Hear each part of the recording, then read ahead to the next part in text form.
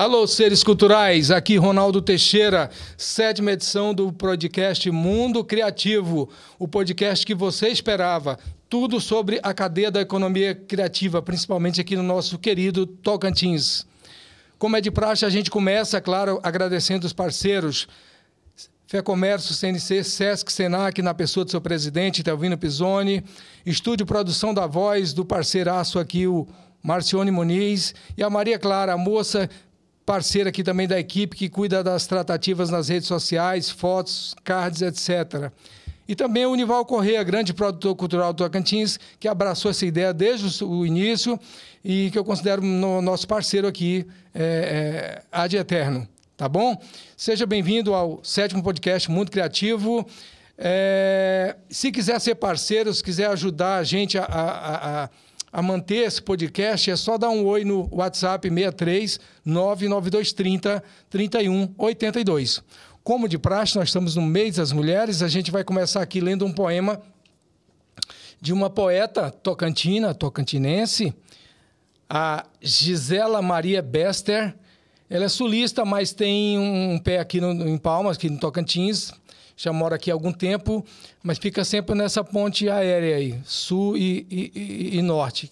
Nós estamos no norte, apesar de estar no centro do Brasil, nós estamos no norte, geograficamente falando. Esse livro recente dela, pela editora Mondru, Pinte-me de Azul. Olha, o título muito sugestivo. Gente, um projeto gráfico maravilhoso. Precisam conhecer. Entra lá na editora Mondru.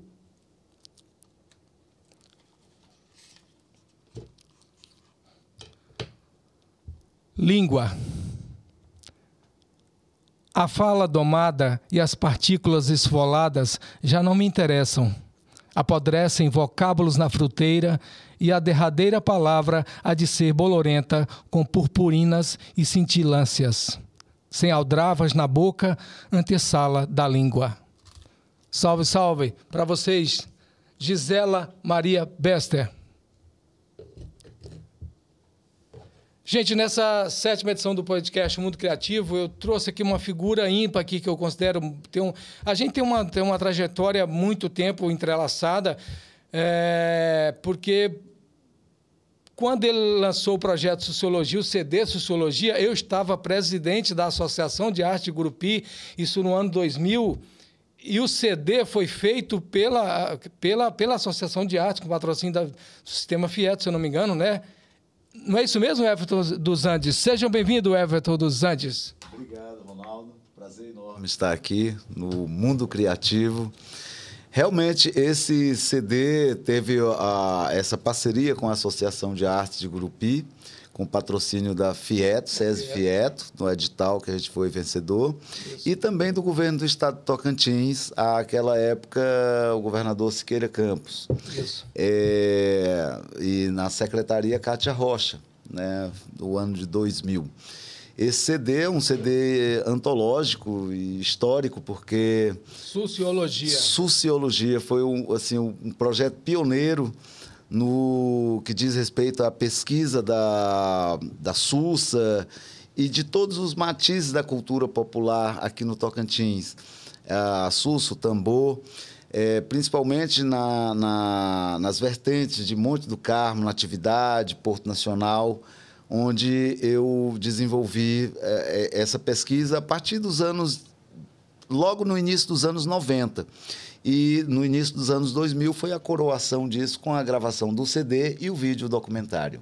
Isso, coisa boa. Gente, Everton é uma pessoa que, assim, no linguajar popular, como é que chama?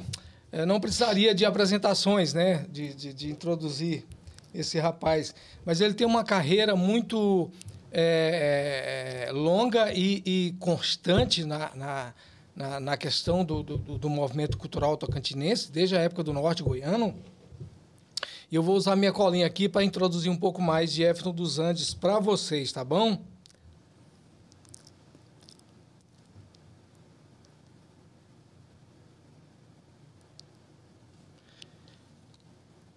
Everton dos Andes, natural de Porto Nacional, cantor, compositor, pesquisador da cultura popular brasileira, criador do projeto Sociologia, que a gente acabou de falar aqui, que resultou em alguns produtos, inclusive no CD. Gravou 3 CDs solo e diversas músicas em coletâneas de festivais de música. Também um Papa Festival aqui. Um dos artistas mais premiados do estado do Tocantins, vencedor de diversos festivais, ganhador de vários editais culturais, participou do projeto Pixinguinha em turnê nacional, viu, gente? Com Miúcha e Quarteto Malgani. Participou do projeto Brasil França, que foi 2005, aquela expedição do Tocantins com vários artistas, várias áreas lá na França. Temporada lá em Paris, na França, né? Atuou como avaliador convidado da Funarte, no Rio de Janeiro. Por 2 anos consecutivos, atuou na avaliação do Prêmio Nacional Procultura. Ele é graduado em História pela UFT, pós-graduação em História Social, pós-graduação em História da África e da Cultura Afro-Brasileira. Graduado também em Letras em Inglês, também pela UFT, produtor do Festival da Canção de Porto Nacional desde 1990. Não é brincadeira não, viu, gente? O cara tem trajetória. Ator também, gravou 3 filmes. Um deles, A Massa que Faz o Pão, que é do nosso querido amigo Hélio Brito. Um abraço aqui para o nosso querido Hélio Brito. Grande cineasta, grande, morou lá em Gurupi e hoje mora aqui em Palmas. Exatamente. E também está papando editais aí, principalmente da Ancine, constantemente. Prêmio Chico de Cinema Tocantinense, né? A Massa que faz o pão. Ganhou, é isso. Produtor de figuração e elenco regional na série O Escolhido, da Netflix, em 2017 e 2018. Criador do projeto A Caçada da Boiúna e os Bonecos Gigantes, de Porto Nacional, 2000. Apresentador de TV, Expresso Cultura SBT, Papo Reto, com Everton dos Andes. Poeta, escritor, 2 livros lançados, além da revista Afro Brasil, lançada por ocasião da 2ª edição da Feira da Cultura Negra. Esse é um pouco, viu, gente? Porque um texto não vai resumir a vida de uma figura ímpar como a de Everton dos Andes. Mas nós trouxemos ele aqui para falar de projetos, que ele não para. O Everton é incansável também, é um guerreiro na acepção da palavra, quando se diz do movimento cultural, da cena cultural, não só em Porto Nacional, mas de todo Tocantins e até no Brasil também, porque ele hoje é uma referência. Ele está lançando aí, ó, em edital, aprovado por edital da Lei Paulo Gustavo, no município de Porto Nacional, que fica aqui praticamente a 30 minutos, 60 quilômetros de Palmas, sentido sul. Ele aprovou os 2 filmes. Eu me acho aqui, viu, gente? Isso aqui é normal. Me lembra o nome aí, Everton? Perdi. O Rio e a Cobra Grande. O Rio e a Cobra Grande. E Terceiro Paredão, que foram 2 projetos apresentados no município de Porto Nacional para a Lei Paulo Gustavo e que foram aprovados e a gente executou. O primeiro é um documentário a gente historiza um pouco a questão da lenda da Boiúna por meio de depoimentos emocionantes de pessoas já dos mais velhos de Porto Nacional, né? E a gente traz a lenda da Boiúna, a gente conta a história do espetáculo A Caçada da Boiúna e os Bonecos Gigantes, que surgiu a partir do ano de 2000, inspirado numa peça que também tem o mesmo nome, que é uma peça que eu escrevi para o teatro e que foi, inclusive, encenada na versão para o teatro falado com Aldimar, lá de Gurupi, com o grupo Multifaces. Essa peça foi vencedora do prêmio SESI naquela época e por conta disso fez uma turnê por Gurupi, Porto, Palmas, enfim, várias cidades. E em Porto Nacional a gente colocou a versão no formato dos bonecos, como originalmente a peça foi escrita. Eu me recordo que quando eu mandei esse texto para o Aldimar, o nome das personagens era Boneco 1, Boneco 2. Aldimar Dionísio, lá de Aldimar Dionísio, nosso parceiro, meu sobrinho. Sobrinho, sim. Exatamente. Então, o Aldimar fez um trabalho de adaptação muito bacana desse trabalho para o teatro, né, de palco. E em Porto Nacional eu montei a versão do Folguedo de Rua, que são os bonecos mesmo. A gente, esse projeto dos Bonecos Gigantes, Ronaldo, a gente se inspira inicialmente nos bonecos gigantes de Olinda. De Olinda. Com uma diferença. Os bonecos de Olinda, eles são caracterizados por imitar personalidades, seja de forma elogiosa ou de forma crítica, né? Caricata. Caricata. Eles trazem essa é a característica dos bonecos de Olinda, Sim. né? Tem uma face normalmente reconhecida. Você olha, está lá o Michael Jackson, George Bush, Isso. enfim, eles têm o Museu dos Bonecos Gigantes do Pernambuco, já tem mais de 300 personagens lá dentro. Né? É um espaço muito bonito lá em Olinda. E o nosso, a diferença é que a gente tem os bonecos. Primeiro, a gente não tem a preocupação de caracterizar a imagem de ninguém. Muito embora a gente tenha 5 bonecos, que é dessa nova geração, que trazem nomes específicos. A gente tem o Félix Camoa, ele tem um rosto. Claro. Mas como o Félix Camoa, primeiro habitante de Porto, jamais foi retratado, ninguém sabe a face dele. Então, qualquer face que surgir pode ser a dele ou não. Nós temos o Nego d'Água, que é uma figura lendária. Nós temos a parteira, que é uma outra figura da história popular, da história social do Brasil, né? A parteira. Eu, por exemplo, nasci pelas mãos de uma parteira, não nasci em hospital. Temos também a mãe de leite, que é uma outra figura que remota o período colonial e tal, das mães que não amamentavam. As mulheres negras eram que amamentavam essas crianças e, por isso, eram chamadas de mãe de leite, né? Então, as crianças se chamavam de irmão de leite, né? Isso é uma tradição muito comum no Brasil, mas isso remota lá ao período colonial, né? Quando isso era usado como uma forma de preservar as mulheres brancas, né? Bom, o espetáculo, nesse espetáculo nosso, o boneco principal é a buiúna, é a cobra.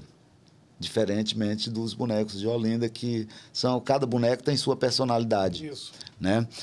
Nós trabalhamos hoje com 15 bonecos, né? 5 são esses que têm os nomes. A Sereia da Pedra. Everton, desculpa, só te cortando aqui. Sim. Para quem está do outro lado ali te vendo, entender. Sim. Por exemplo, assim, você criou esses bonecos gigantes lá em Porto Nacional, né? Sim. Com essa inspiração em Olinda, como você acabou de citar, né? E o Ertenberg tem uns bonecos aqui em Itaquaruçu também. Como é que é essa história? Quem começou primeiro aí? Só para o pessoal que está do outro lado ali ter uma noção, entender um pouco isso. Eu já tive uma discussão séria com o Ertenberg por conta dessa questão. Porque o nosso projeto é o pioneiro. Essa ideia é minha, essa concepção é minha. Eu convidei o Ertenberg numa ocasião para dar uma oficina, porque ele vem do teatro. O Ertenberg é meu vizinho em Porto Nacional, nós conhecemos antes de lidarmos com cultura. A gente se conheceu bem. Uhum. Ele um pouco mais velho, eu mais jovem, mas a gente era vizinhos.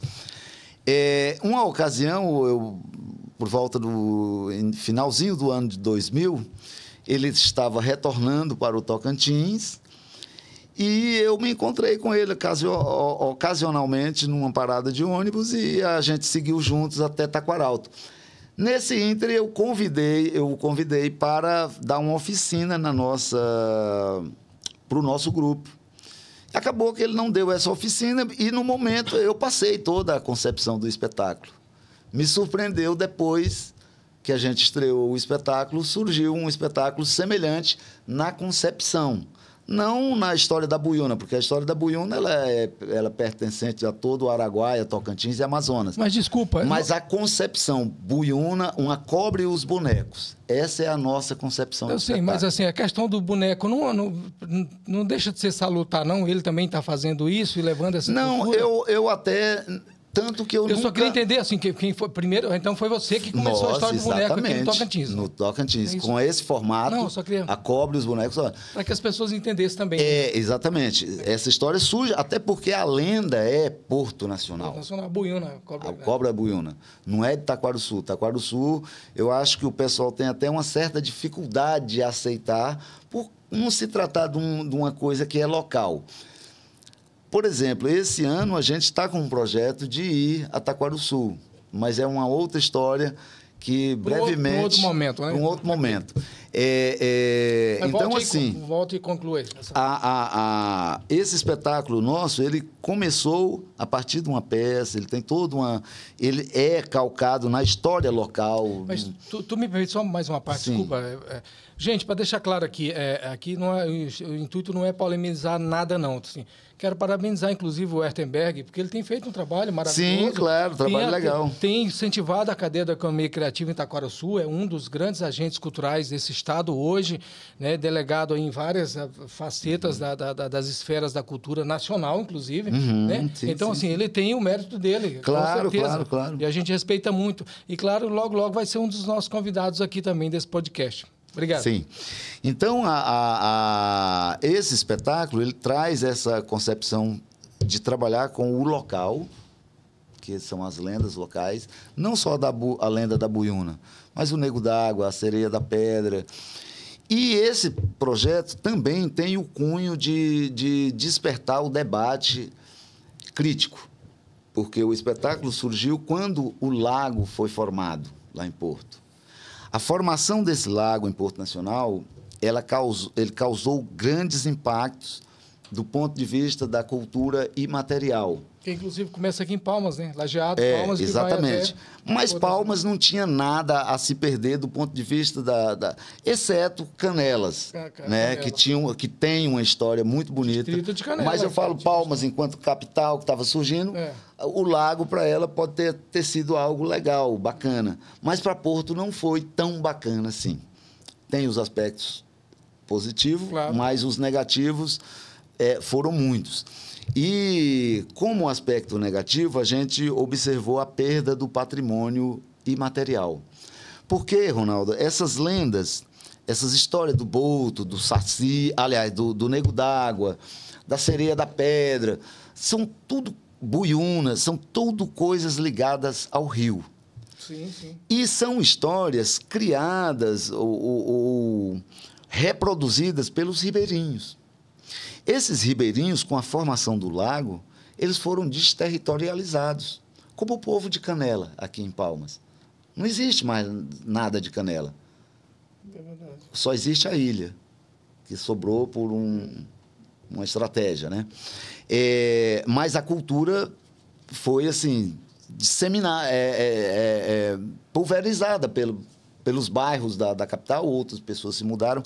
Então, essa retirada das pessoas causa um impacto grande, porque são os ribeirinhos que contam essas histórias. São eles que inventam essas histórias. E perderam suas referências. São eles que... físicas, né? Que é a questão do rio. Né? Do rio. Hoje, Porto Nacional não tem mais pescadores, no verdadeiro sentido da palavra pescador. O que nós temos hoje são empresários do comércio de peixe que vendem peixe, criam às vezes em tanque-rede e tal. É uma colônia de pescador. Okay. Que tem uma finalidade comercial. O pescador tradicional, ele pesca pela subsistência e porque é o modo de vida dele. Ali não é uma opção comercial, né? Então, com essas pessoas, perde-se também o patrimônio simbólico, o patrimônio imaterial. Muito se discutiu em Porto Nacional e nas cidades impactadas sobre o patrimônio material, os casarios, as ruas, os prédios que, porventura, tenham sido atingidos pela inundação provocada pelo rio. E aí uma grande ironia. A lenda da Buiúna diz que a Buiúna tem a cabeça enterrada debaixo da igreja e a cauda lá do outro lado do rio. Só para contextualizar para quem está do outro lado. A igreja catedral de Porto Nacional. Nossa Senhora das Mercês de Porto Nacional. Isso. E o rabo lá do outro lado do rio. A lenda diz mais que se um dia a Buiúna for desenterrada, a cidade vai inundar. Por incrível que pareça, a lenda se cumpriu. Porque quando formaram o lago, uma das primeiras intervenções, antes mesmo da água do lago subir, foi a derrubada do coreto, bem de frente à catedral. Coreto. Daí surgiu surgiu aquela música para criticar essa ação. Bagunçaram o coreto caiu, estamparam o buraco e a buiuna saiu. Cuidado com a buiuna que ela pode te pegar, pega daqui, pega de lá. Então, essa música, ela mostrou que essa música é minha e do Márcio Belo. Opa, um abraço aqui para o Márcio Belo dos Santos, que é um parceiraço também da cultura do Tambores Tocantins. Tambores Tocantins. Então, eu tenho o hábito de acordar cedo e o Márcio também. E a gente, nesse dia, a gente ia fazer um ensaio e eu fui na casa dele. A gente morava os dois no centro histórico, eu morava no final da rua do Cabaçaco e ele morava praticamente bem pertinho da igreja, uma rua atrás. E aí a gente... Essa derrubada do coreto se deu assim numa estratégia, né? Porque houve muita polêmica, enterro do prefeito, atos de protesto. Mas derrubaram o coreto numa madrugada lá. E quando amanheceu o dia, que eu passei por uma rua por fora e fui na casa do Márcio, chamei ele. Quando a gente vinha voltando, que a gente entrou na praça da igreja, cadê o coreto? Tinham derrubado. Cara, que louco, né? E aí estava só aquele buraco. Quando eu olhei, eu já falei para o Márcio, a buiuna escapou por ali, ó, Márcio. E aí a música já veio na cabeça, nós já fizemos a música ali, já saímos, ela é uma estrofe só, já saímos cantando. E aí passamos na casa do Iramar, para ter certeza que a gente não ia esquecer, a gente gravou num toca-fitazinho, eu acredito que o Iramar era colecionador dessas coisas. Só para contextualizar, provavelmente, quem está do outro lado ali, mas só um resumido de quem era o José Iramar. José Iramar, grande cineasta do Maranhão, que radicou-se em Porto Nacional no início dos anos 80. Faleceu, infelizmente. Falecido há alguns anos atrás, da decorrência de um câncer. E o Iramar deixou, talvez, o maior arquivo de audiovisual do Tocantins, com um recorte sobre Porto Nacional. Acho que ninguém registrou o Porto Nacional melhor que Iramar. Eu tive a honra de fazer uma matéria, eu acho, lembrando dele, acho que um ano da passagem dele, eu fiz no jornal quando eu estava como jornalista no Jornal Tocantins. Sim, sim, sim. O Iramar deixou muitas contribuições, inclusive o Cássio, lá de Miracema, está fazendo Renato um trabalho... Sequeira. Brilhante, o Cássio é fera. Um abraço, é outro parceiro. É, outro parceirão. Está fazendo um trabalho lá de recuperação dessas fitas dele, porque ele ainda é da época do VHS. Ele recupera isso, eu fiquei sabendo. Do audiovisual ainda analógico, né? Com fita. Nós trabalhamos muito com fita, com VHS. Marcione está ali, lembrando aí dessas... Né? Da época que se emendava fita com esmalte. Ô Everton, só para a gente não perder aqui o fio da meada, aqui, eu vou ler só um trechinho aqui para as pessoas entenderem um pouco mais desse primeiro projeto. O Rio e a Cobra Grande. Vídeo documentário, conta a história da mais famosa lenda do município, de Porto Nacional, claro, a da serpente buiuna, que acorda uma vez por ano, sempre no carnaval, para animar os foliões da cidade. Os personagens são Padre Jones, o médico e poeta Célio Pedreira e o escritor Edivaldo Rodrigues, Sejana Pacini, José Dias, Everton dos Anjos, é claro, o narrador. A ficha técnica aqui, categoria vídeo documentário, já falei, duração de 12 minutos, direção geral e roteiro Everton dos Anjos, direção de imagem, cinegrafia e direção de fotografia, Caio Bretas, outro fera aqui da cena audiovisual. Grande abraço. Produção, João Luiz Neiva. João Luiz Neiva, cara, é um outro pioneiro, meu irmão, meu brother, um abraço para ele também, que é um cara que vai estar aqui logo nesse programa aqui. João Luiz Neiva, na produção, e Rodrigo Pascoal, que é outro parceiro lá também. Sim, nosso outro agente cultural ativo de Porto Nacional. Isso. Assistente de câmara, Natália Schroeder. Como é que pronuncia? Schroeder. A Natália é nova no audiovisual, mas é uma pessoa já extremamente preparada, porque ela fez a especialização em roteiro lá na Universidade Federal do Tocantins, no campus de Porto Nacional, que é um dos únicos campos que oferece esse tipo de especialização em audiovisual no Brasil. E a Natália já fez, ela tem mestrado em letras, fez o curso de letras, foi minha colega em algumas disciplinas. Enfim, uma menina muito dedicada.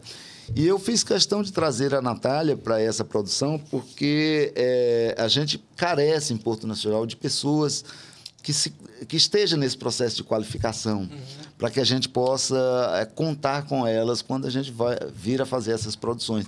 Uma outra pessoa que está em Porto Nacional, que vem trazendo uma contribuição muito grande, é a nossa amiga Cláudia Roberta, que é uma pessoa que você deve convidá-la, assim como o Caio Bretas, para fazer um podcast desse, porque são duas pessoas feras. A Cláudia, ela foi vencedora de um desses longa-metragem. Aqui né? do LPG do Estado? É, da LPG, vai realizar lá em Porto Nacional, prêmio de 1.300.000. E ela já tem uma experiência anterior, ela veio do Mato Grosso do Sul, já teve em Cannes por 2 vezes, já teve materiais dela premiado e tal. Pode falar para ele, esse espaço aqui é para o artista mostrar o que ele está fazendo mesmo. Velho. Assim como o Caio, né? O Caio é um dos pioneiros também aqui, né? O Caio, assim, é um coringa dentro do audiovisual. E ele vai onde é chamado. Ele chamou Exatamente. Ele, ele tá junto, meu parceiro de primeira hora. Já gravou vários filmes aqui, todos ele faz questão de colocar minhas músicas como trilha sonora, né, dos filmes dele. Isso. E foi o cara que me colocou no projeto da Netflix. Que bacana, né? Escolhido. O Everton, ali, para quem está do outro lado ali nos assistindo aqui, só para ficar claro que você vai falar sobre 2 produtos aqui, um vídeo documentário e um curta, não é isso? Exatamente. O Rio e a Cobra Grande, claro, você falou que aprovou os 2 no edital municipal de Porto Nacional da Lei Paulo Gustavo. Sim. Tá. Foi feito lá em Porto Nacional todo esse vídeo documentário e essa ficha técnica que eu já acabei de ler. E aí você teve contrapartida e o que você fez e que pé que está agora? Você vai lançar ele? Como é que está isso aí agora? Esses 2 projetos, o primeiro é o documentário e o segundo é uma oficina. Nós fizemos a oficina Fundamentos da Cinematografia. Isso é contrapartida, isso quer dizer? Não. Foram 2 projetos. Dois projetos. Um era o projeto do documentário, o Rio e a Cobra Grande. Que realizado é o Rio e a Cobra Grande. E o segundo é uma oficina de audiovisual chamada Fundamentos da Cinematografia, que foi ministrada pelo Caio Bretas, e que a proposta dessa oficina era que ela iria durar 5 dias, 2 dias para a parte teórica e a elaboração de um roteiro colaborativo com os próprios alunos. Que legal. E o resultado dos 3 dias sequentes seria a gravação desse roteiro, e o desafio seria, em 3 dias, produzir um filme. Curta-metragem. E nós batemos esse desafio e realizamos o 3º paredão, que é uma ficção, né, que traz uma história de Porto Nacional e tal. Isso. Eu vou ler aqui a minha colinha, viu, gente? O 3º paredão. A historinha. Um menino portuense prepara-se para um rito de passagem. Saltar do 3º paredão. Após o salto, o garoto entra em coma. Acorda 20 anos depois, com dificuldades de memória. Joca tenta recuperar suas lembranças e vai à casa do tio José Iramar. Vocês fizeram homenagem aqui, claro, Sim. a Iramar, né? Um documentarista que arquivava tudo sobre o lugar. É pela tela que Joca recobra suas memórias, sua história e sua identidade. A ficha técnica do 3º paredão aqui, gente. Curta-metragem, duração 8 minutos, tá? Direção geral e produção executiva, Everton dos Andes, esse está aqui do meu lado. Direção de fotografia, Caio Bretas. Assistente de direção, Cláudia Roberta, que você acabou de citar ela aqui. Assistente de câmera, Nandiala Waritiri. Isso. Waritiri, né? É de origem indígena. Iluminação, Rodrigo Pascoal, de novo, nosso fera aqui, amigo. Preparação de elenco, Wesley Rocha. Assistente de produção, Normando de Sá. Roteiro e produção, são os alunos que você falou. São os alunos. Foi um roteiro coletivo, alunos da oficina Fundamentos da Cinematografia. Vai aqui o nome dos alunos, e parabéns para todos os profissionais e os alunos envolvidos, tá, nessa oficina. Paulo André Cursar, André Siqueira, Mique Célio, Graça Cantão. Um abraço para Graça Cantão. Graça Cantão, professora ativa. Pioneira, que da fotografia, né? Isso, e é pioneira e o vínculo com o Iramar, poxa. Sim. Viúva de José Iramar. Não, desculpa. Não é a Graça Cantão, é a Luciana Taquaruçu. Não, gente, troquei as bolas aqui. A Luciana, que é... Luciana, a esposa do Iramar. A Graça Cantão está no... Professora lá da área de fotografia. Fotografia, isso. Tem uma trajetória belíssima aqui. Um abraço para ela, inclusive. Eu troquei as bolas aqui, foi falha nossa mesmo. Parei em Graça Cantão, viu, gente? Tá aqui José de Arimatea, Clara Jéssica, Rejanes dos Santos, Genildo Salles, Tassiano Pérez, Wilson Paulo, Neto Aires, Ronivan Dias e Francislene Bezerra. É isso mesmo, né? Exatamente. Interessante, Ronaldo, que essa oficina, ela bateu recorde também. A gente abriu as inscrições na sexta-feira, no final da tarde, por volta das 5 da tarde.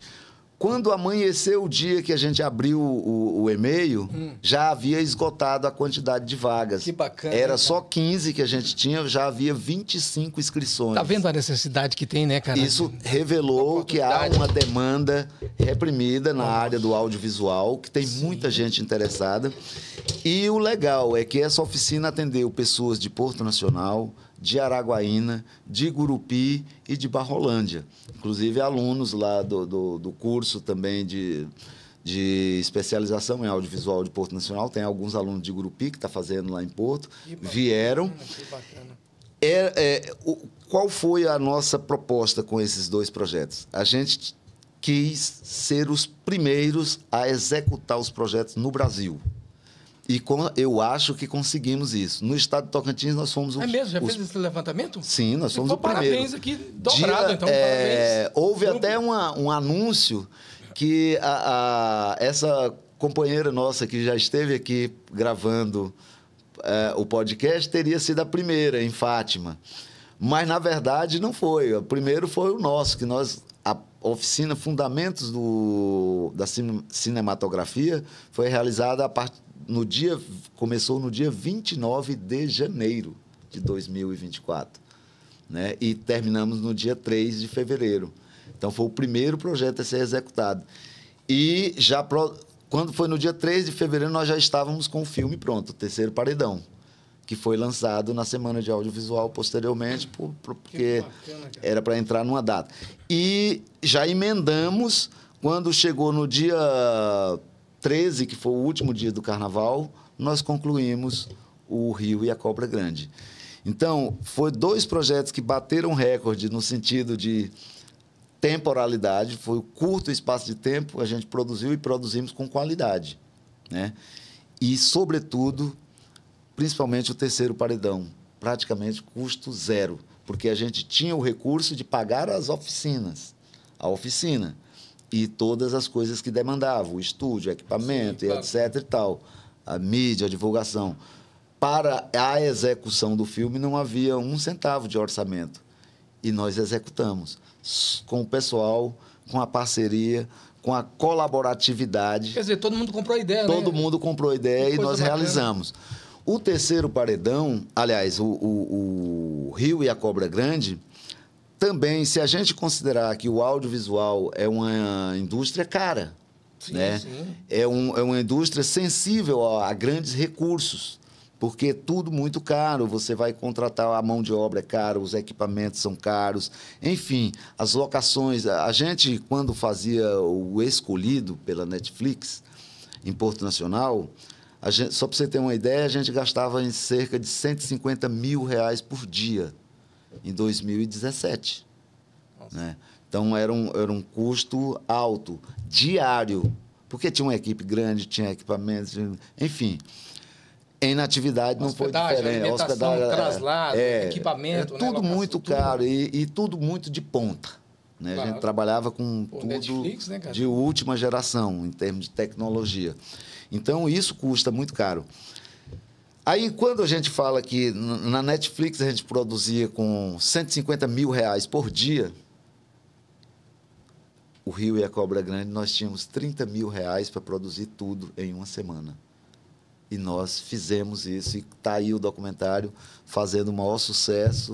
Parabéns. E com um grau de qualidade que não deixa e eu quero a desejar, não. aqui a gestão cultural da Prefeitura de Porto Nacional, porque foi uma das pioneiras mesmo na aplicação da aplicabilidade da Lei Paulo Gustavo aqui no Estado, né? Mas, Everton, só para vale dizer, Ronaldo, nesse sentido aí, que Porto Nacional, os artistas se juntaram com o poder público e deu esse resultado. Na Lei Aldir Blanc, nós já concluímos todo o processo, o edital será lançado provavelmente... Fizeram as oitivas, eu acompanhei, né? Já fizeram todas as oitivas. Consultas, né? Elegemos o Conselho de Políticas Públicas de Porto Nacional, Conselho Municipal, e acredito que até o meados de abril o nosso edital já será lançado. Talvez de maio para iníciozinho de junho, o recurso já estará na conta dos artistas. Outra vez. Então, parabéns mais uma vez, Porto Nacional saindo na frente. Vocês estão de parabéns. Só para ficar claro, o pessoal que está aqui do outro lado e nos assistindo, Everton, Sim. Para não perder o fio da meada, vou te perguntar agora e no final do programa também. O Rio e a Cobra Grande, que é o documentário, e o curta, que é o terceiro paredão, vão ser lançados, exibidos aonde, quando, aqui, como é que é a entrada? Fala para aquele povo ali. Nós fizemos o primeiro lançamento em Porto Nacional, agora, dentro da Semana do Audiovisual, foi um sucesso. Acho que uma das primeiras vezes que aquele cinema de Porto Nacional, que nós temos um dos melhores cinemas do estado de Tocantins, Ronaldo, que é o Centro de Convenções Comandante Vicentão. Lá nós temos um espaço para quase 600 pessoas. Que legal. Tudo climatizado. Um dos melhores projetores do estado do Tocantins. A gente não deve nada nem para o cine do shopping, daqui de Palmas, do Capim Dourado, e nem para o Senhorzinho, que é o do espaço cultural, que no momento não está funcionando, está passando por reforma. Então, nós lançamos lá.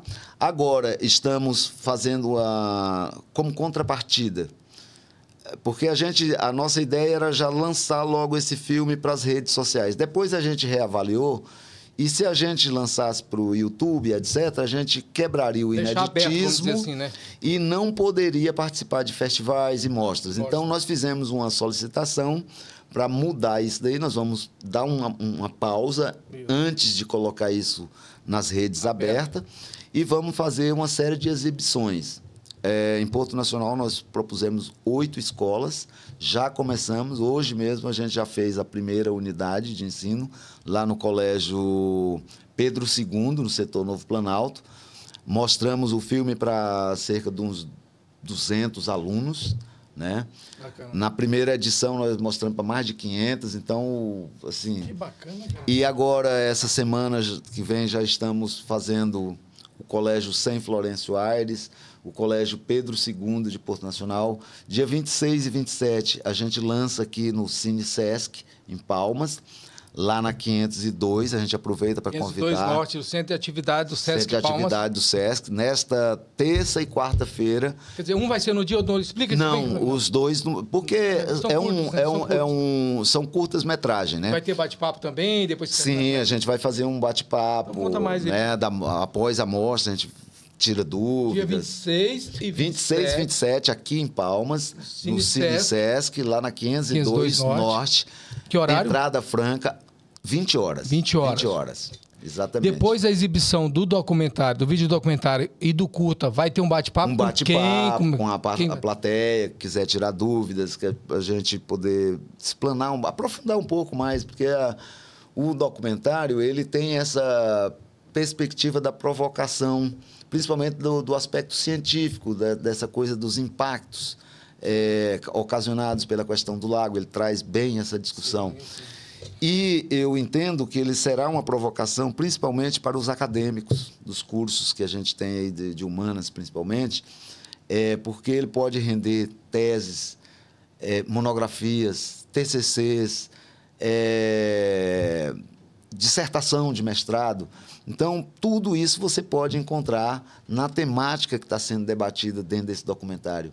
Como o documentário só tem 10 minutos, ele não tem fôlego para fazer uma discussão mais aprofundada disso, mas ele dá os caminhos, ele dá o start para que outros pesquisadores peguem essas ideias e trabalhem e pesquise e traga respostas para as indagações profundas que tanta gente tem sobre quais são os reais impactos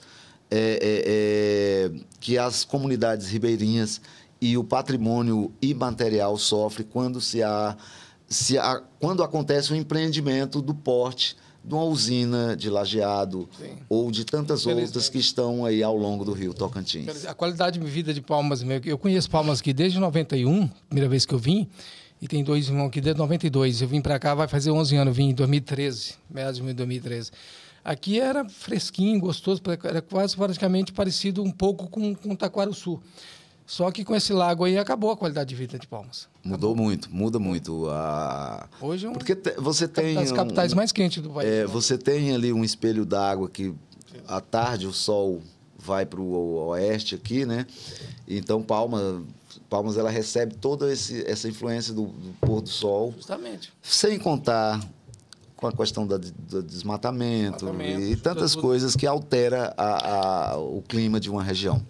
Mas, enfim, em Porto Nacional, no aspecto cultural, Ronaldo, nós estamos vivendo um bom momento, porque tanto a Lei Paulo Gustavo quanto a Aldir Blanc, que vai entrar em ação agora... que agora é PNAB, né? Só PNAB, claro. Política Nacional Aldir Blanc. Aldir Blanc. Ela vai provocar assim, uma série de ações culturais, né, pela cidade.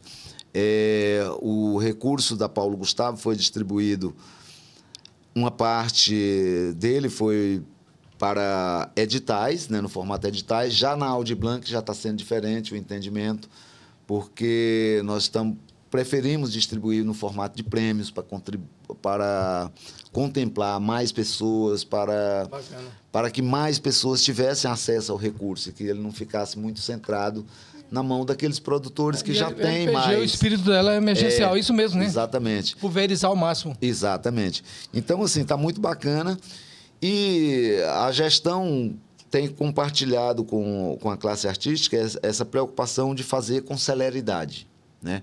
Enquanto tem municípios no estado de Tocantins que ainda não lançaram sequer os seus editais, Porto Nacional já está apresentando os seus produtos. Não só para Porto Nacional, mas para o estado de Tocantins inteiro, né? A gente já... Além dessas edições que eu falei, em dia 14, o Caio fez uma exibição em Mira Norte. Caio Bretas. Ele aplicou uma oficina e, após a oficina, uma exibição do nosso material. Isso no festival lá, Miracine, o projeto que a Raila de Abreu já foi convidada aqui. Exatamente. Ela está desenvolvendo lá o Miracine, que é o Festival de Cinema Estudantil de Mira Norte. Tem um pessoal lá lidando com essa questão do audiovisual. E, assim, aos poucos já tem convite para a gente ir a Uberaba, estamos em conversação em Minas Gerais, para mostrar o material. Muitos convites pelo estado afora. Agora mesmo, hoje, eu recebi um convite para a gente ir ali para a região de Vanderlândia, num quilombo que tem ali na região, fazer uma exposição. Também estamos em negociação. Vamos fazer em Taquarussu, em maio, 20 de maio é a culminância do projeto, que coincide como aniversário. Vamos fazer junto com o pessoal da associação, com o nosso amigo Erval. Né? Um abraço, Erval. Muito brevemente ele vai estar falando desse projeto. Lá, o Casa do Artesão, um abraço, um guerreiro. Esse ano, se prepare, o Ponte de Cultura vai dar show. Ele está ganhando editais aí de trás para frente, viu? Isso, Erval não brinca, não. Mas eu ia te perguntar, inclusive, isso, só para a gente variar um pouquinho a nossa conversa aqui. De forma breve, como é que você está vendo a cena do audiovisual no Tocantins? Eu acho que esse é um momento ímpar, Ronaldo, porque o audiovisual ele é difícil de ser produzido porque ele custa caro. Então, agora, a gente consegue romper essa barreira da carestia porque existe o dinheiro. Né? Existe um recurso. Ele só precisa... Eu acho que aqui no Tocantins está se perdendo muito tempo com esses debates todos, esses entraves todos que têm ocorrido, e isso tem dificultado com que o dinheiro chegue lá na ponta, que é no produtor, naquele que vai executar. Então, esses atrasos causam transtornos para os produtores, porque eles criam um cronograma. Aqui a gente tem... O regime das chuvas é muito claro aqui. Então, você pega aquela janela do verão, porque em produção de audiovisual, uma chuva pode alterar toda uma programação, né? Então, essa brecha do verão, ela vai ser aproveitada. E quando você perde esse tempo aqui nessa parte burocrática, debatendo e esses entraves todos, vai alterar o cronograma dos produtores, gera prejuízo, tem a inflação, são vários fatores que contribuem para dificultar. Então, eu acredito que é um dinheiro bem-vindo, o momento é oportuno. Eu acho que na Aldir Blanc tem que se tomar como lição esses equívocos que, às vezes, possam ter ocorrido agora. Da LPG, né? Porque nós estamos... E é compreensível, nós estamos num processo de aprendizagem. São leis novas, remontado. Todo mundo está aprendendo. Eu estou perguntando para vocês, desculpa, gente, eu perguntei sobre a cena audiovisual, mas o Everton, como eu falei no início, o Everton é um pesquisador da cultura popular no Tocantins, ele é cantor, compositor de início de carreira mesmo, mas assim, vem navegando nessas frentes aí. Então, ele tem bagagem para falar e dizer sobre isso. E essa questão aí, você falou assim, por exemplo, eu ia até te perguntar, como eu estava citando agora há pouco, que eu venho perguntando para os convidados, como que vê a cena cultural no país com a criação do MINC e a criação da nossa Secult, Tocantins. Só para tu complementar aí. Então, a recriação da Secult é uma conquista nossa, porque a gente passou por vários governos nessa briga. Finalmente, o governo Vanderlei Barbosa recria a Secult. E eu acho que o Vanderlei foi muito na esteira do que ocorreu em nível nacional, porque o Ministério da Cultura tinha sido desmantelado pelo governo anterior. Aliás, esse governo anterior ele tentou desmantelar a Lei Aldir Blanc, ele tentou desmantelar Paulo Gustavo. A Justiça ele tentou, foi obrigada a Rosa Weber derrubar uma medida provisória, uma liminar que ele tinha tentado, que era a última cartada. A primeira cartada dele, ele estava no direito dele de vetar. Vetou. Ele vetou. O Congresso acho que essa foi uma das únicas matérias que conseguiu unir bolsonaristas e petistas. Porque essa lei, Paulo Gustavo, ela foi aprovada após o veto por unanimidade, praticamente, né? Ela já tinha sido aprovada inicialmente por unanimidade e depois, com o veto, eles assim, derrubaram um atraso o veto. Danado, né? Porque era para ser uma mas atrasou muito. Então, essas manobras... Esse debate político, esse embate político... Essas manobras, elas contribuem para isso, para o atraso. E aí, quando veio a Paulo Gustavo, foi da mesma forma. O governo federal boicotou a lei, criou dificuldades no Congresso, ameaçou parlamentares, mas a cultura venceu. Não satisfeito, ele vetou, a cultura foi lá e derrubou o veto, através dos deputados, senadores. Depois, ele não satisfeito, ele tentou a medida. A Rosa Weber entrou e derrubou. Aí, finalmente, ele foi descartado, foi para o lixo da história. E entra um novo governo, restabelece o Ministério da Cultura. E agora, com isso, as políticas culturais, às vezes, são irônicas as coisas, né? O governo que mais brigou contra a cultura, que foi o do Inominável, foi justamente naquele momento que surgiram as políticas culturais no Brasil, que não existiam, que foi a Lei Paulo Gustavo, aliás, a Lei Aldir Blanc e a Paulo Gustavo. Né? O lance da pandemia também, que deu uma... Foi preciso um monte de coisa acontecer para que isso se tornasse uma política. Né? Verdade. Foi necessário morrer tanta gente por descuido. Né? E... Falta de gestão também, né? Exatamente, descuido. E com isso tudo, esse desmando todo, acabou que gerou as políticas culturais, né? A princípio, como medida de compensação pelos danos causados ao segmento da cultura no Brasil, que foi o primeiro a parar e o último a voltar. Né? Nossa artística, né? Então, além dessa recuperação do Ministério pelo governo Lula, recuperou-se também a autoestima do artista. A Conferência Nacional de Cultura, que foi realizada agora, nós chegamos de Brasília coisa de 15 dias atrás, foi assim um fenômeno. de participação social. Só uma parte, nós tivemos junto na segunda, foi em 2010, se eu não me engano, 2010, né? Exatamente. Essa eu não pude ir, não. Foi um fenômeno. Mais de 5.000 artistas, cerca de 3.000 artistas credenciados e mais de 2.000 que foram por conta própria, além dos produtores de Brasília que aderiram, muito bom. Que estavam em peso lá. Então, foi uma festa magnífica e um momento de reflexão profunda em que várias ideias foram transformadas em propostas, foram debatidas, votadas e aprovadas, e hoje fazem parte do novo Plano Nacional de Cultura, que foi agora revisado, né? Depois de mais de 10 anos, que a previsão era 10 anos, mas como não aconteceu a conferência, por conta das interferências políticas... Um monte, né? Quando a direita voltou a poder. Então, agora voltou e ele teve a possibilidade de ser... A conferência tem esse caráter, né? De ser a instância revisora de tudo aquilo que é acordado em cada conferência. Por exemplo, o Brasil hoje vinha regido pelo que foi acordado na conferência anterior.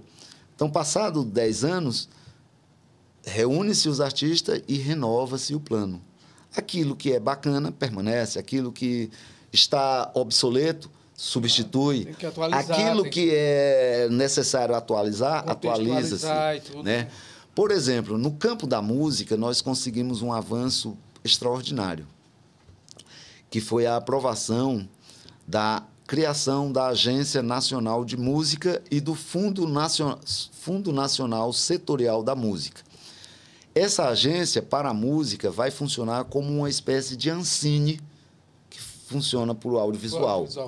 Muita gente, às vezes, Ronaldo... Vai ter linha de financiamento específica. Muita gente confunde o recurso, por exemplo, da Lei Paulo Gustavo.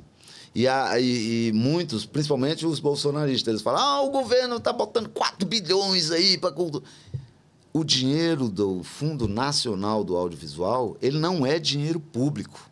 É de contribuições. Ele é dinheiro das contribuições da cadeia produtiva da indústria do audiovisual, do ingresso que se tira um percentual, das cotas de stream, da cota de tela, da cota...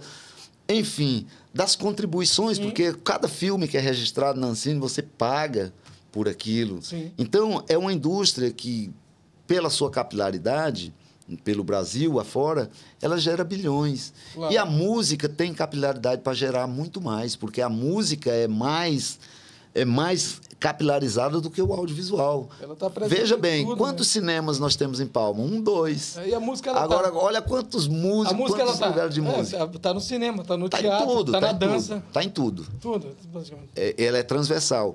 Então, ela tem capacidade de captar muito.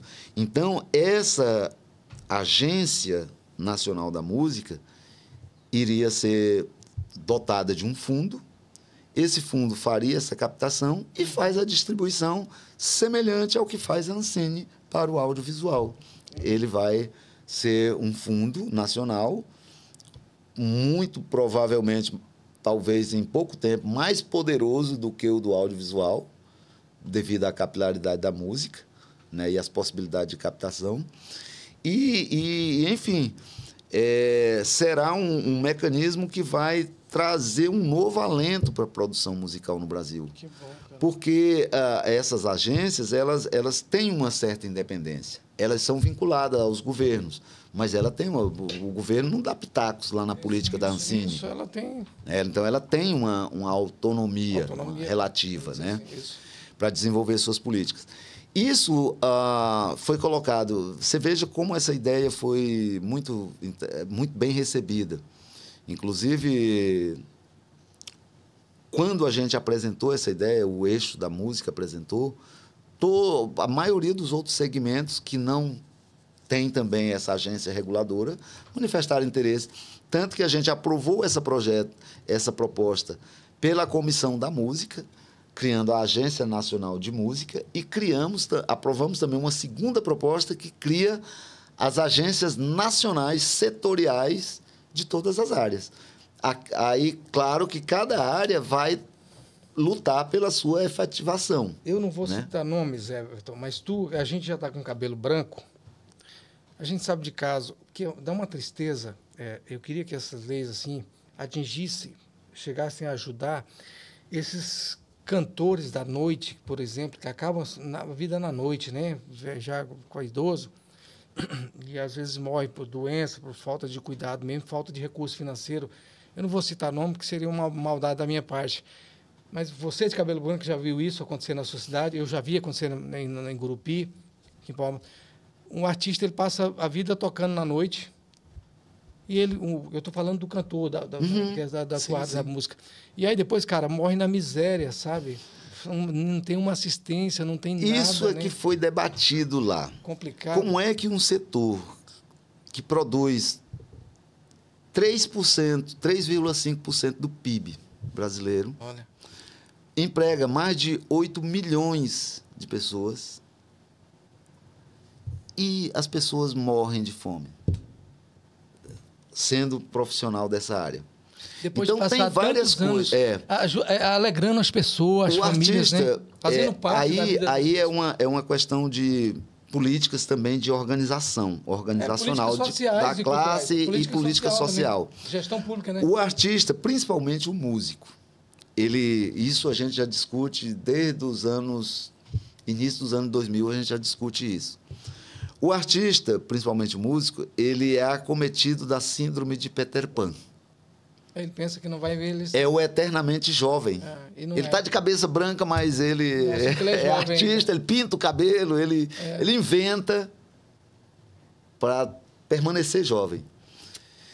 Ele é acometido de outra falha grave, que é a não seguridade social. Qual o artista que paga INSS, etc. e tal? Hoje, entraram alguns nesse viés porque abriu o MEI. O MEI é um status que permite você ter uma relativa seguridade social mínima. Contribuindo, né? Todo mês. Você vai contribuir ali com aquela quantia mínima. Você pode, num caso de doença, obter benefício, requerer benefício, etc. e tal. Pode aposentar depois das contribuições de 15 anos e tal. Mas a maioria dos artistas não tem MEI também, não. Tem, não. A gente vê quando... Acaba dessa forma que a gente está... Quando os municípios realizam os grandes eventos e tal, aí vira uma corrida. Você podia me representar, você podia... Então, isso é muito ruim para a classe. E outra coisa, a maioria dos artistas brasileiros, acho que fora o teatro, a dança e o audiovisual, que são mais organizados, não tem sindicatos. Ou, quando existe o sindicato, eles não são filiados. Se não tem o sindicato, dificulta para você fazer uma negociação política com o patrão. Infelizmente, né? Não tem regulação de política de preço mínimo e etc. É por isso que a tocada na noite é regulada pelo balcão, literalmente. Gente, vocês estão vendo aqui que o papo com o Everton dos Andes é maravilhoso. Aqui... daria histórias de história, inclusive eu devia ter trazido o CD, eu tenho um CD de Sociologia para mostrar aqui para vocês. No próximo eu vou trazer. Mas, Everton, o nosso tempo está quase acabando ali. Hoje eu te trouxe aqui, você é um multiartista, a gente sabe disso, e um agente cultural, porque eu acho que a palavra que resume mais o que nós fazemos, que a gente está de um lado, depois vai para um outro, e tentando ajudar as cadeias, né, da economia criativa aqui no Estado, claro, no município também, no seu município de origem, eu no meu. Mas, além de compositor, cantor e pesquisador da cultura popular aqui no Tocantins, nós temos hoje você aqui como cineasta, que aí acabou de ganhar esses editais da LPG no município de Porto Nacional. E eu queria que você reforçasse de novo o nome dos filmes e as sessões agora no Cine Sesc aqui de Palmas, por favor, ali para quem está do outro lado ali. Cine Sesc, dia 26 e 27. O Rio e a Cobra Grande. O Rio e a Cobra Grande e o Terceiro Paredão. Que é o curta. São os dois são apresentados um após o outro. Normalmente a gente abre com o Terceiro Paredão e finaliza com o Rio e a Cobra Grande. Entrada 0800. 20 horas. 20 horas no Sesc da 502 Norte, aqui em Palmas, né? Lá em Porto Nacional, a partir da semana que vem, nós já estaremos na escola Sem Florencio Aires, no dia 3, 3 de abril? Aliás, no dia 4 de abril. 3 de abril. 3 de abril. Peraí, agora eu até me Não, mas confundi. tranquilo. Mas tranquilo. Mês de abril. Início de abril, estaremos sem Florencio Aires. Nessa segunda, no Colégio Pedro II, na segunda-feira. E também na Escola Doutor Evaldo, no dia 4 de março. Beleza. Você falou agora há pouco pra gente que, por enquanto, não vai abrir nas redes sociais os 2 filmes, né? Nós não vamos disponibilizar. Mas já tem alguma mostra ou festival que vocês estão pretendendo colocar? Eu estou pesquisando alguns festivais que agora vai começar a abrir a temporada dos festivais, né? Que normalmente a partir de abril, literalmente. Isso, mas já tem festival. Tem o Curta Caicó, que eu estive dando uma olhada, talvez a gente mande ele para lá. O Terceiro Paredão, né? Que é um festival já tradicional, está na 7ª edição, já é bastante conhecido, né? Que é no Ceará, né? A minha terra. Festival bacana. O cearense com orgulho. Isso. E fora isso, a gente vai fazer mostras, né? Temos vários convites para as universidades, para espaços localidades alternativos. que você comentou ainda agora. Exatamente. Instituições, né? Eu quero dar uma conversada com o pessoal do SESC, quem sabe a gente possa estender essa mostra para outras unidades SESC do Estado. Né? Bacana. Tomara. Everton, eu quero que você, já te agradecendo aqui, você sabe que a gente é parceiro há muito tempo, a gente acho que tem uma admiração, um respeito recíproco, né? É uma alegria quando você tiver com outro produto ou serviço cultural oferecendo. Essa casa, esse espaço, eu costumo falar, esse espaço aqui é do artista, do produtor cultural, do agente cultural. Eu queria que você fizesse suas considerações finais ali para os nossos espectadores. Obrigado pela presença. Bom, num momento como esse, Ronaldo, o que a gente pode dizer, principalmente para a classe artística, é que fique atento, se qualifique, aproveite as oportunidades que esses recursos estão oferecendo. Além desses recursos, tem a Funarte, tem a Rua Nenorte, tem o BASA, tem o Prominc, tem o Itaú, Rumos Culturais, tem vários. Natura. Enfim, são inúmeras oportunidades e é importante que as pessoas não se intimidem com essa questão do projeto. Porque há uma mítica muito forte sobre essa questão. O projeto é nada mais, nada menos, não tem bicho de 7 cabeças. É só você explicar. O projeto é você explicar o que você quer fazer. É simplesmente isso. Né? E aí você vai dizer como... Depois que fizer o primeiro, cara, é como andar de bicicleta. Você vai pegando o jeito. E outra coisa, não se desanime quando você participa de um edital e não é premiado. Isso não é o fim do mundo. Se você não foi premiado numa edição, prepare-se para outro. Qualifique mais o seu projeto. Observe no que você... veja as planilhas, onde é que foi que eu tive nota menos legal e tal. E, sobretudo, qualifique o projeto, né? E se qualifique, porque os espaços estão aí.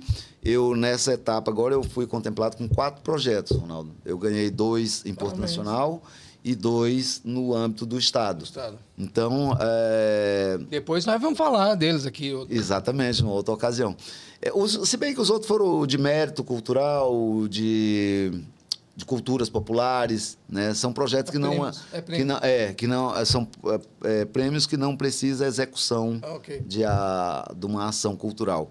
Muito embora eu tenha ganhado também o prêmio Dona Miúda, que não precisava executar, mas eu executei 4 ações culturais em Porto Nacional quando eu ganhei aquele prêmio Dona Miúda. Bacana. E eu tenho certeza que com os editais aí da PENAB, que é o de Blanc 2 e o Anenote, eu sei que o Everton tem umas coisas boas na gaveta aí. Everton, agradecendo demais sua presença aqui mais uma vez, vocês, tá Ronaldo, bom? Obrigado ao nosso amigo Marcione, a nossa amiga Maria Clara, sobrinha do meu amigo Nival. Nival é meu parceirão de muitos anos. Gente, agradecendo vocês aqui que estão do outro lado. Claro, agradecendo também o Everton aqui pela presença maravilhosa. Vocês viram que esse bate-papo aqui, ele podia ir para 2, 3 horas, né? Eu queria só fazer uma última pontuação, Ronaldo. Eu gostaria de agradecer de público a Cíntia Abreu, que foi a nossa jornalista que fez a comunicação assessoria exemplar. Indico, super indico. Quem quiser uma boa assessoria de comunicação, Cíntia, Ronaldo aqui são mestres nisso. Cíntia, companheira. Gente, obrigado. Nosso 7º podcast Mundo Criativo, chegando no final aqui. Quer ser parceiro? Dá um oi no zap 63992303182. Agradecendo os parceiros, Fé Comércio, CNC, Sesc, Senac, Marcione Muniz, do Estúdio de Produção da Voz, Maria Clara, a nossa moça que cuida das nossas redes sociais. E você que está aí do outro lado, tá? Esse podcast Mundo Criativo foi feito para você, produtor, agente cultural, artista, seja de qual área for, tá bom? Se inscreva nos nossos canais, divulgue, espalhe entre os amigos e até a próxima, seres culturais.